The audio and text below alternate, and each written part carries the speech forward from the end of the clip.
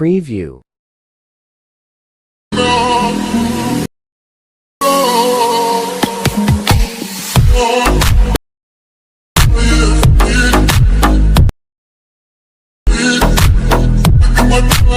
अस्सलाम वालेकुम څنګه چې ملګرو تاسو دا ویډیو په سکرین باندې وکړه نو دا د ټیک ټاک یو نوې ټرند راغلی چې دا ویډیوګانې ډېرې زیاتې وایرل چلیږي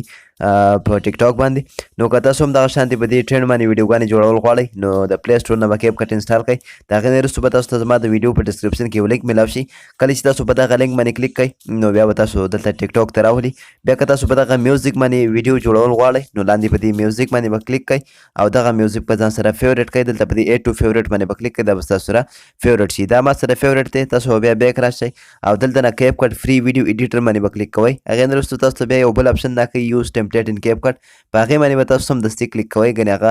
اپشن بیا ستاسو نه ختمیږي نو دلته زه په دې کلیک کوم یوز ټمپلیټ ان کیپ کټ باندې به سمدستي کلیک کوئ د دې نه وروسته ملګرو تاسو به دلته نه په دې یوز ټمپلیټ باندې کلیک کوئ او دلته فوټوز ته به راشئ په دې کې به خپل څلور تصویران ایډ کړئ کوم باندې تاسو خپله دا ویډیو جوړول غواړئ هغه څلور تصویران به تاسو په دې کې ایډ کړئ نو کله چې دغه تصویران ستاسو په دې کې ایډ شي بیا به دلته نه په دې نیکسټ باندې کلیک کړئ نو څنګه چې ملګرو تاسو په نیکسټ باندې کلیک کړئ دغه ویډیو به ستاسو تیاره شي نو دا بیا ځان سره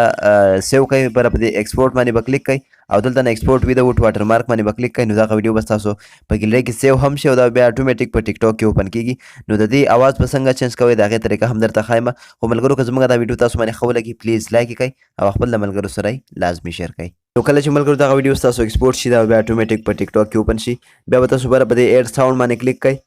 او دلته نه فیورټ ته به راشئ کم ساوند تاسو اوس ځان سره فیورټ کړئ هغې باندې به کلیک کړئ نو دغه ساوند به په دې کې ایډ شي بیا به لاندې په دې اوریجنل ساوند باندې کلیک کړئ دې نه به دغه ټیک ختم کړئ نو ډېر زیات اسان طریقه وه خو ملګرو یو ځل بیا که زموږ دا ویډیو تاسو باندې ښه لګېدلي پلیز لایک یې کړئ او خپل د ملګرو سره یې لازمي شیر کړئ